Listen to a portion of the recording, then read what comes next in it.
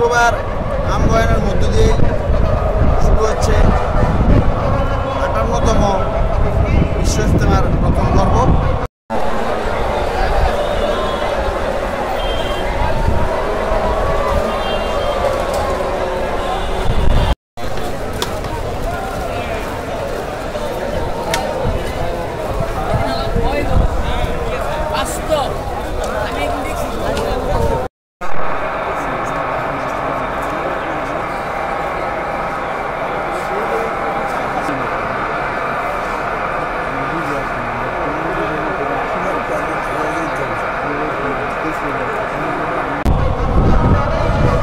বিশ্ব ইজতেমায় আগত সারা দেশ থেকে আগত ধর্মপ্রাণ মুসলমানদের সার্বিক নিরাপত্তার কথা বিবেচনা করে সর্বোচ্চ নিরাপত্তার চাদরে ঢাকা হয়েছে ইজতেমার ময়দান।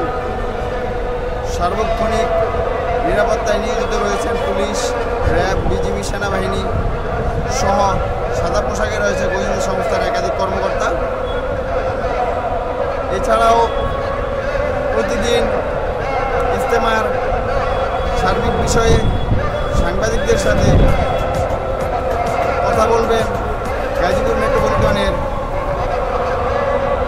Police commissioner.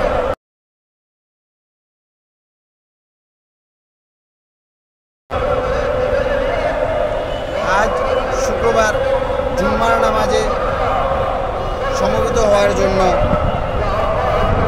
লাখো ধর্মপ্রাণ মুসলমান একত্রিত হয়েছেন গাজীপুরের টঙ্গীর তুরাগ তীরে।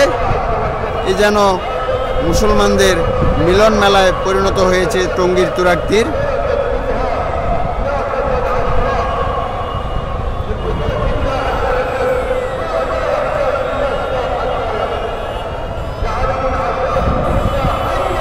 ইজতেমায় আগত ধর্মপ্রাণ মুসলমানরা যাতে নিরাপদে নির্বিঘ্নে ইজতেমা সম্পন্ন করে যার যার গন্তব্যস্থলে ফিরে যেতে পারে সেই জন্য সবসময় সজাগ দৃষ্টি রেখেছেন প্রশাসন, এমনটাই জানিয়েছিলেন বাংলাদেশ পুলিশের আইজিপি। ৫৮তম বিশ্ব ইজতেমার প্রথম পর্বের কার্যক্রম শুক্রবার আমবয়ানের মধ্য দিয়ে শুরু হতে যাচ্ছে। রবিবার আখেরি মোনাজাতের মধ্য দিয়ে শেষ হবে ৫৮তম পর্বের প্রথম পর্বের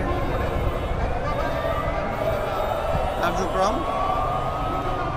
ইজতেমায় আগত সকল মুসলমানদের সার্বিক নিরাপত্তা নিশ্চিত করতে ইতিমধ্যেই প্রস্তুত রয়েছে গাজীপুর পুলিশ প্রশাসন।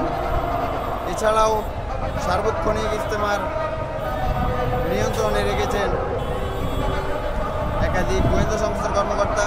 ধর্মপ্রাণ মুসলমানরা যাতে নিরাপদে নির্বিঘ্নে ইজতেমা সম্পন্ন করতে পারে সবাই এই প্রত্যাশায় সবার কাম্য। ইজতেমার মাঠ থেকে প্রতিদিন আপডেট পেতে আমাদের সাথেই থাকুন।